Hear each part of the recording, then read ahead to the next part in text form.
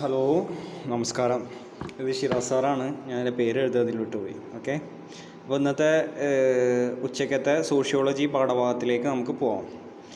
ഇന്ന് നമ്മൾ പുതിയ പാഠമാണ് എടുക്കാൻ പോകുന്നത്. പാഠത്തിൻ്റെ പേര് പാഠം 6, സാംസ്കാരിക വൈവിധ്യത്തിൻ്റെ വെല്ലുവിളികൾ. ഓക്കെ, അപ്പോൾ നമുക്ക് തുടങ്ങാം. ചാപ്റ്ററിലേക്ക് പോകല്ലേ. ഫസ്റ്റ് തന്നെ ഹെഡിങ് എന്ത് പറയുന്നു? ഹെഡിങ് എന്തോ മലയാളത്തിൽ എന്തോ വലിയ കുറേ ഭാഷകളിൽ എന്തോ എഴുതിയിട്ടുണ്ട്. എന്താണ്? സാംസ്കാരിക വൈവിധ്യത്തിലെ വെല്ലുവിളികൾ. സാംസ്കാരിക എന്ന് പറയുമ്പോൾ സംസ്കാരവുമായി ബന്ധപ്പെട്ടത്. വൈവിധ്യം എന്ന് പറഞ്ഞാൽ വ്യത്യസ്തമായത് എന്ന് വെച്ചാൽ പലതരത്തിലുള്ള സംസ്കാരങ്ങൾ വരുമ്പോൾ ഉണ്ടാവുന്ന പ്രതിസന്ധികൾ എന്ന് പറയുമ്പോൾ പ്രശ്നങ്ങൾ. മനസ്സിലായോ? അപ്പോൾ തന്നെ ഹെഡിങ് എന്ത് പറയുന്നു? പല സംസ്കാരങ്ങൾ ഉള്ളതുകൊണ്ടുള്ള പ്രശ്നങ്ങൾ. ഓക്കെ, ഇനി നമുക്ക് അടുത്ത് നോക്കാം. ഇന്ത്യനെ കണ്ടില്ലേ നിങ്ങൾ? ഇന്ത്യയുടെ മാപ്പാണിത്. അപ്പോൾ ഇന്ത്യനെ കുറിച്ച് കുറച്ച് കാര്യങ്ങൾ പറയാനുണ്ട്.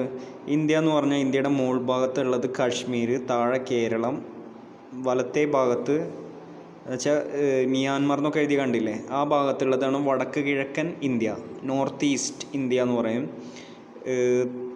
ഇപ്പുറത്ത് രാജസ്ഥാൻ, ഗുജറാത്ത്, പാകിസ്ഥാൻ്റെ ഭാഗത്തുള്ള നോർത്ത് വെസ്റ്റ് ഇന്ത്യ. അപ്പോൾ നമ്മളിവിടെ എന്താ ചെയ്യേണ്ടതെന്ന് വെച്ചാൽ, ഈ നോർത്ത് വെസ്റ്റ് ഭാഗത്തുള്ള ഈ രാജസ്ഥാൻ എന്ന് പറയുന്നത് മരുഭൂമിയുള്ള സ്ഥലമാണ്. ഇവിടെ കേരളം എന്ന് പറഞ്ഞാൽ ആകെ കായലുകളും കടലുകളും ഒക്കെ നിറഞ്ഞ സ്ഥലമാണ്. വടക്ക് കിഴക്കൻ ഭാഗം ഈ ബീഹാർ, മ്യാൻമറിൻ്റെ ഭാഗമൊക്കെ, ആസാമൊക്കെ ഉള്ള ഭാഗത്ത് ഒക്കെ ചൈനക്കാരുടെ മുഖമുള്ള പോലത്തെ ആൾക്കാരാണ്. അതുപോലെ കാശ്മീർ എന്ന് പറയുന്ന ആ ഭാഗം, ഇന്ത്യയുടെ മുകൾ ഭാഗം എന്ന് പറഞ്ഞാൽ അവിടെ മഞ്ഞൊക്കെ ഉള്ള സ്ഥലം. മഞ്ഞ്, മരുഭൂമി, കാടുകൾ, മഴ, അങ്ങനെ പല വ്യത്യസ്തമായ സ്ഥലങ്ങളുള്ള ഒരു രാജ്യമാണ് എന്ത്? നമ്മുടെ ഇന്ത്യ. ഇത് മനസ്സിലായില്ലേ? ഓക്കെ, ഇത് കണ്ടോ? രാജസ്ഥാൻ്റെ ചിത്രമാണ് ഈ മുകളിൽ കൊടുത്തിട്ടുള്ളത്. അതെന്ത്? അത് മരുഭൂമിയാണ്. രാജസ്ഥാൻ്റെ ചിത്രമാണ് മരുഭൂമി.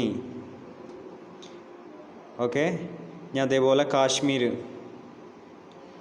കാശ്മീരിലത്തെ ചിത്രങ്ങൾ, മഞ്ഞുമലകളൊക്കെ ബാക്കിൽ നിങ്ങൾക്ക് കാണാനുണ്ടോ? ആ ചിത്രത്തിൻ്റെ മഞ്ഞുമലകൾ, അതിന്മേൽ ഒരു വീടൊക്കെ ഉണ്ട്. മഞ്ഞുമലയും മരുഭൂമിയും ഉള്ള ഒരേ ഒരു നാടുകളിൽ, വളരെ കുറച്ച് നാടുകളിൽ ഒന്നാണ് എന്ത്? ഇന്ത്യ.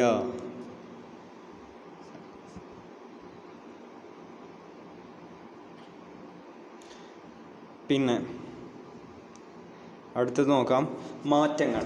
ഇത് ഞാൻ പറയാൻ ഉദ്ദേശിക്കുന്നത് വെച്ചാൽ, ഇപ്പോൾ സ്ഥലങ്ങൾ പലതരത്തിലുണ്ട് നമ്മൾ പറഞ്ഞു. സ്ഥലം പറഞ്ഞ് കാലാവസ്ഥ, ജോലി, പല സ്ഥലങ്ങൾ, കാശ്മീർ, കേരളം, തണുപ്പുള്ള സ്ഥലത്തും ചൂടുള്ള സ്ഥലത്തും കാലാവസ്ഥ മാറും. ചിലത് ചൂടാവും, ചിലത് തണുപ്പാവും. സ്ഥലം മാറുന്നതിനനുസരിച്ച് കാലാവസ്ഥ മാറും. ഈ കാലാവസ്ഥ മാറുമ്പോൾ അതിനനുസരിച്ച് എന്ത് മാറി? അവിടെ ജോലികൾ മാറും ആൾക്കാരുടെ. ഈ മരുഭൂമിയിൽ ഒട്ടകത്തെ മേയ്ക്കുന്ന ആൾക്കാർ മഞ്ഞുള്ള സ്ഥലത്തിൽ എന്ത് ആവും? മഞ്ഞ്, ആടുകൾ, പിന്നെ മഞ്ഞും ആ സ്ഥലങ്ങളനുസരിച്ചിട്ടുള്ള ജോലികൾ മാറും. അങ്ങനത്തെ ഭക്ഷണങ്ങൾ ഉണ്ടാക്കുക, അങ്ങനത്തെ ഇതാവും.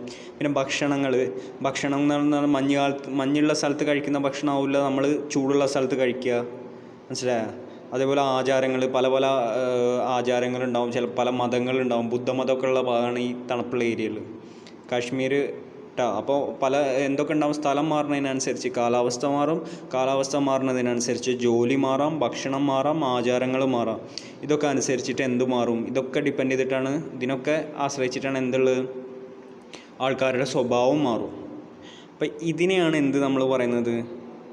ഈ മാറ്റങ്ങളില്ലേ, ഈ പലതരത്തിലുള്ള മാറ്റം, കാലാവസ്ഥയിൽ മാറ്റം, സ്ഥലത്തിന് മാറ്റം, ജോലിക്ക് മാറ്റം, ഭക്ഷണത്തിന് മാറ്റം, ആചാരങ്ങൾക്ക് മാറ്റം, സ്വഭാവം, ഈ മാറ്റങ്ങൾ ഇതൊക്കെ ഉൾക്കൊള്ളുന്നതാണ്. ഇതിനൊക്കെ കൂടിയിട്ട് ഒരുമിച്ച് പറയണം. ഇപ്പോൾ ഓരോന്നിനും നമ്മൾ പറയണല്ലാതെ ഒക്കെ കൂടി ഒരു പൊതുവായിട്ട് നമ്മൾ പറയുന്നതാണ് സംസ്കാരം. ഇത് തന്നെയാണ് സാംസ്കാരിക വൈവിധ്യം. ഈ വ്യത്യാസപ്പെടുന്നതിനെ പറയുന്ന പേരാണ് സാംസ്കാരിക വൈവിധ്യം. ഓക്കെ, ഇനി അടുത്ത് നോക്കാം. അത് മനസ്സിലാക്കാൻ വേണ്ടിയിട്ട് ഇനി നമുക്ക് ഈ നോർത്ത് ഇന്ത്യക്കാരൻ കണ്ട തൊപ്പിയൊക്കെ ഇട്ടിട്ട് മൂപ്പര് സൗത്ത് ഇന്ത്യക്കാരനെ കണ്ടാൽ, സൗത്ത് ഇന്ത്യൻ എന്ന് പറഞ്ഞാൽ നമ്മുടെ ഇന്ത്യയുടെ മാപ്പ് എടുക്കുക. ഇന്ത്യയുടെ മാപ്പിൽ ഈ താഴ്ഭാഗത്ത് താഴെ കേരളം, തമിഴ്നാട്, ആന്ധ്രാപ്രദേശ്, കർണാടക, ഈ ഭാഗത്തുള്ള മഹാരാഷ്ട്ര, ഈ ഭാഗത്തുള്ള ആരെ കണ്ടാലും ഈ വടക്ക് ഭാഗത്തുള്ള ആൾക്കാർ, അതായത് കാശ്മീർ, ഡൽഹി, ഉത്തർപ്രദേശ്, രാജസ്ഥാൻ, വടക്ക് മുകളിലുള്ള ആൾക്കാർ ആരെ കണ്ടാലും അവരെ വിളിക്കുക എന്താ അറിയോ? എന്താ വിളിക്കുക? മദ്രാസി എന്ന് വിളിക്കും. മരേ മദ്രാസി എന്ന് വിളിക്കും. പകരം ഇനി ഈ തെക്ക് ഭാഗത്തുള്ള നമ്മുടെ ആൾക്കാർ നമ്മളൊക്കെ ഈ വടക്ക് ഭാഗത്തുള്ള ആൾക്കാർ, ഇപ്പോൾ നമ്മുടെ നാട്ടിൽ പണിയെടുക്കാൻ ആൾക്കാർ വരുന്നുണ്ട്. അവരിവിടെ വെസ്റ്റ് ബംഗാൾ എന്ന് പറഞ്ഞാൽ ഈ മഞ്ഞ കളറിൽ ഇവിടെ കാണാം. ഈ ബേ ഓഫ് ബംഗാളിൻ്റെ മുകളിൽ, ഒഡീഷയുടെ മുകളിൽ വലത്തേ സൈഡിൽ ബംഗ്ലാദേശിൻ്റെ ഒക്കെ ഇപ്പുറത്തായിട്ട് ശ്രദ്ധിച്ച് നോക്കിയാൽ ശ്രദ്ധ ഉള്ളവർ കണ്ടുപിടിച്ചിട്ടുണ്ടാവുകയെ മഞ്ഞ കളറിലാണ് വെസ്റ്റ് ബംഗാൾ. അപ്പോൾ ആ ബംഗാളി ആൾക്കാരെയാണ് ബംഗാളി എന്ന് വിളിക്കുന്നത്. നമ്മൾ ഈ ഉത്തരേന്ത്യയിലെ നോർത്തിൽ ഉത്തർപ്രദേശിൽ നിന്ന് വരുന്ന ആൾക്കാരുണ്ടാവും, ബീഹാറിൽ നിന്ന് വരുന്ന ആൾക്കാരുണ്ടാവും, ഡൽഹിയിൽ നിന്ന് വരുന്ന ആൾക്കാരുണ്ടാവും, ഒഡീഷയിൽ നിന്ന് വരുന്ന ആൾക്കാരുണ്ടാവും, മധ്യപ്രദേശ്. ഇവരൊക്കെ നമ്മളെ സൗത്ത് ഇന്ത്യൻസ് എന്താ വിളിക്കുക? ബംഗാളി. ബംഗാളി എന്നാണ് വിളിക്കുക. മനസ്സിലായോ? അവർ നമ്മളെ മദ്രാസി, ഈ താഴ്ഭാഗത്തുള്ള എല്ലാവരെയും അവർ മദ്രാസിൽ നിന്നും വിളിക്കും. നമ്മൾ മുകൾ ഭാഗത്തുള്ള എല്ലാവരെയും ബംഗാളിൽ നിന്നും വിളിക്കും. മനസ്സിലായോ? പിന്നെന്താണ് പറയാനുള്ളത്? നമ്മൾ, ഞാനും പെടൂട്ടാ, അങ്ങനെ ഒരാളെ നമ്മളാരെങ്കിലും കടപ്പിന്ന് വിളിച്ചാൽ നമുക്ക് ദേഷ്യം വരില്ലേ? എന്ത് ഇടിച്ച് മോന്ത പൊളിക്കാനുള്ള ദേഷ്യം പുറത്തുനിന്നുള്ള ആൾക്കാരെ വിളിക്കുള്ളൂ. നമ്മുടെ ഉള്ളിൽ നിന്നുള്ള ആൾക്കാരെ വിളിക്കില്ല. പുറത്ത് പോയവർക്കേ അറിയുള്ളൂ. ഇനി നിങ്ങൾ പുറത്ത് പോകണവരുണ്ടാവും ഇതിൽ, പുറത്ത് പോകാൻ പറ്റട്ടെ നിങ്ങൾക്കൊക്കെ. അങ്ങനെ വിളിച്ചാൽ നമ്മൾ ഇടിക്കും. കാരണം നമ്മളെ കളിയാക്കലാണത്. കടപ്പുറത്തുള്ളവർ നമ്മളെ കടപ്പിന്ന് വിളിച്ചാൽ അത് ഇടിക്കാൻ വേണം, അങ്ങനെ വിളിക്കാൻ പാടില്ല കേട്ടോ. പിന്നെ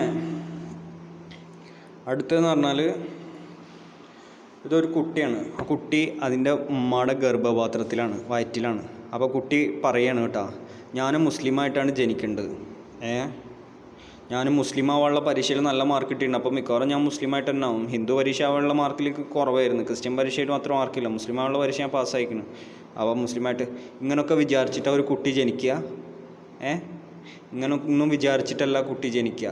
ആ കുട്ടി ജനിക്കുന്നത് ഏത് മതത്തിലാണോ, ഏത് കുടുംബത്തിലാണോ, ഏത് വർഗത്തിലാണോ എന്നൊന്നും ആർക്കും അറിയില്ല. അറിയോ? ഇല്ല.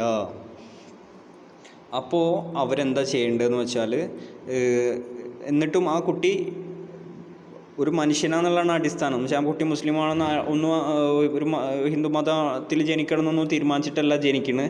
പക്ഷേ ഇപ്പം നമ്മൾ നേരത്തെ പറഞ്ഞു കടപ്പി, അല്ലെങ്കിൽ നമ്മളെ മുസ്ലിങ്ങളെ, ഒരു മുസ്ലിമിനാണെങ്കിൽ നമ്മളെ മുസ്ലിങ്ങളെ കുറ്റം പറഞ്ഞു വിചാരിച്ചോ. നമ്മൾ മുസ്ലിങ്ങളെ കുറ്റം പറഞ്ഞാൽ നമുക്ക് ദേഷ്യം വരണില്ലേ?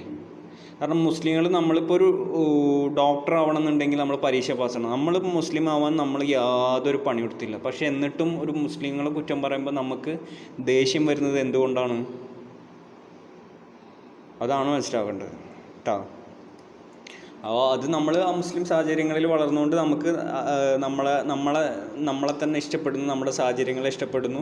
അപ്പോൾ നമ്മൾ എന്ത് ചെയ്യും? നമ്മുടേതാണ് ബെസ്റ്റ് എന്ന് വിചാരിക്കും, നമ്മളാണ് നല്ലതെന്ന്.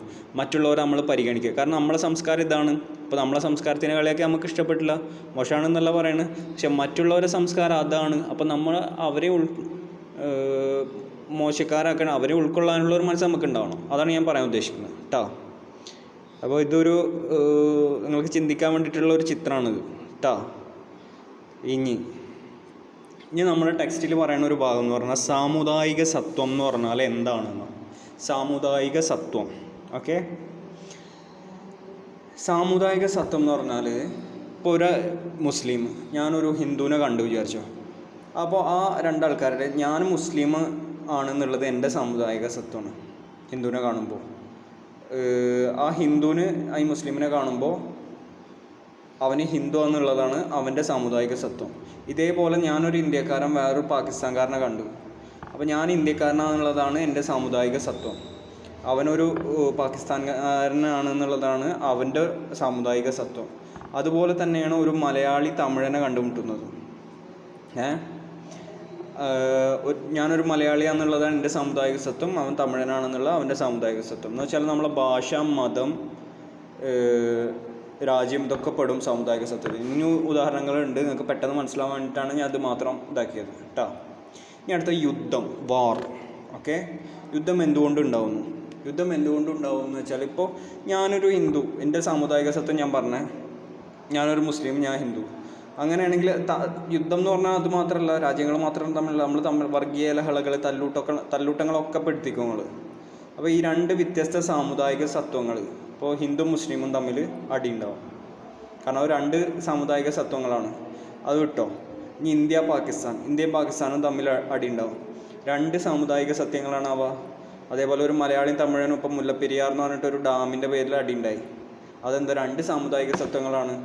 അപ്പോൾ യുദ്ധങ്ങൾ ഉണ്ടാവുന്നത് ആരൊക്കെ തമ്മിലാണ്? രണ്ട് സാമുദായിക സത്വങ്ങൾ തമ്മിലായിരിക്കും എപ്പോഴും.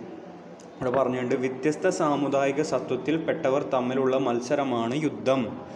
ഇരുപക്ഷവും ഈ യുദ്ധം ചെയ്യുന്ന രണ്ട് ഭാഗത്തുള്ള ആൾക്കാരും എന്താ പറയുക? ഞങ്ങളാണ് ശരി എന്ന് പറയാം. പക്ഷെ ഒരുപാട് കാലത്തിന് ശേഷം ഞങ്ങളുടെ ഭാഗത്ത് തെറ്റുണ്ടായിരുന്നെന്ന് സമ്മതിച്ച ഉദാഹരണങ്ങൾ നമ്മുടെ ടെക്സ്റ്റിൽ കൊടുത്തിട്ടുണ്ട്. അതിന് ഉദാഹരണങ്ങളാണ് ജപ്പാൻ, ഓസ്ട്രേലിയ. മനസ്സിലായോ? ജപ്പാൻ, ഓസ്ട്രേലിയ ഒക്കെ അതിൻ്റെ ഉദാഹരണങ്ങളാണ്. ഇനി അതല്ലാതെ വേറെ രണ്ട് ഉദാഹരണങ്ങളും കൂടി നമുക്ക് പറഞ്ഞുതരാം. ഒന്ന്, അശോക രാജാവും കലിംഗ യുദ്ധവും. കലിംഗ എന്ന് പറയുന്നത് നമ്മുടെ ഇന്ത്യയുടെ മാപ്പ് എടുക്കട്ടെ, എവിടെ ഇന്ത്യയുടെ മാപ്പിലെ ഒഡീഷ എന്ന് പറയുന്നത് നമ്മുടെ തമിഴ്നാടിൻ്റെ മുകളിൽ ആന്ധ്രാപ്രദേശ്, കേരളത്തിൻ്റെ അപ്പുറത്ത് തമിഴ്നാടിൻ്റെ മുകളിൽ ആന്ധ്രാപ്രദേശ്, അതിൻ്റെ മുകളിൽ ഒഡീഷ. ആ ഒഡീഷ എന്നുള്ള നാട്ടിലെ സ്ഥലമായിരുന്നു എന്ത്? കലിംഗ. അപ്പോൾ ആ കലിംഗ എന്ന് പറയുന്ന സ്ഥലത്ത് ഈ അശോക രാജാവ് ഭയങ്കര രാജ്യങ്ങളൊക്കെ പിടിച്ചടക്കണം എന്നുള്ളൊക്കെ ആഗ്രഹമുള്ള ആളായിരുന്നു. അവിടെ കലിംഗ യുദ്ധം വിജയിച്ച് കലിംഗ പിടിച്ചടക്കിയ ആ രാജ്യം കുറേ ശ്രമത്തിന് ശേഷം. എന്നിട്ട് അയാൾ ആ യുദ്ധം കഴിഞ്ഞിട്ട് ആ യുദ്ധഭൂമിക്ക് പോയി.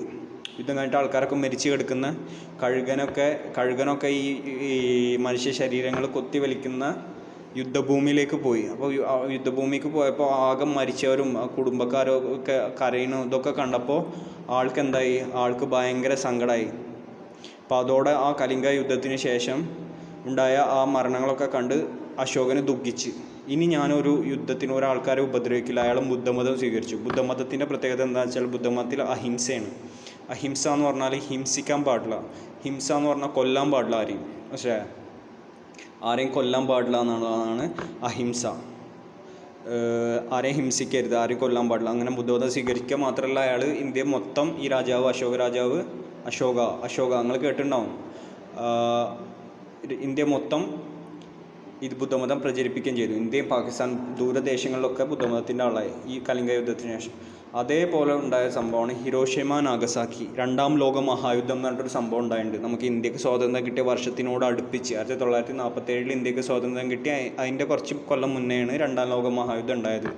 ആ രണ്ടാം ലോക മഹായുദ്ധത്തിൽ അമേരിക്ക അണുബോംബ്, നിങ്ങൾ കേട്ടിട്ടുണ്ടാവും, ആറ്റം ബോംബ് ഇട്ട് ജപ്പാനിലെ 2 സ്ഥലങ്ങളിൽ, ഹിരോഷിമ, നാഗസാക്കി. അപ്പോൾ ആ ഹിരോഷിമ നാഗസാക്കി എന്ന് പറയുന്ന സ്ഥലങ്ങളിൽ ആറ്റം ബോംബ് ഇട്ടപ്പോൾ, ഈ ചിത്രങ്ങൾ കൊടുത്തുള്ള ഹിരോഷിമ നാഗസാക്കിയാണ്, ആകാശത്തു നിന്നെടുത്തുള്ള ഫോട്ടോ കേട്ടോ അത്. ആ ബോംബിട്ടതിൻ്റെ പേരിൽ ഇപ്പോൾ ബറാക്ക് ഒബാമ, ഇപ്പോഴത്തെ ഡൊണാൾഡ് ട്രംപാണ് അമേരിക്കയുടെ പ്രസിഡൻറ്റ്. ഇതിന് മുന്നത്തെ ബറാക്ക് ഒബാമ ആ രാജ്യം സന്ദർശിച്ചപ്പോൾ ഈ ഉണ്ടായ ആക്രമണത്തിൽ ഞങ്ങൾ ദുഃഖം ഉണ്ട്, ഞങ്ങളെ ഭാഗത്തുനിന്ന് ഞങ്ങളെ ഭാഗത്തുനിന്ന് ഉണ്ടായ ഒരു തെറ്റായിരുന്നു അതെന്ന് മൂപ്പര് സമ്മതിക്കുകയും ചെയ്തു. അവരെ വിഷമം രേഖപ്പെടുത്തുകയും ചെയ്തു. അപ്പോൾ നല്ല കാര്യമല്ലേ? അപ്പോൾ ഇന്നത്തെ പോർഷൻ കഴിഞ്ഞ്, ഇന്നത്തെ പാർട്ട് 1 ഓക്കെ. Thank you.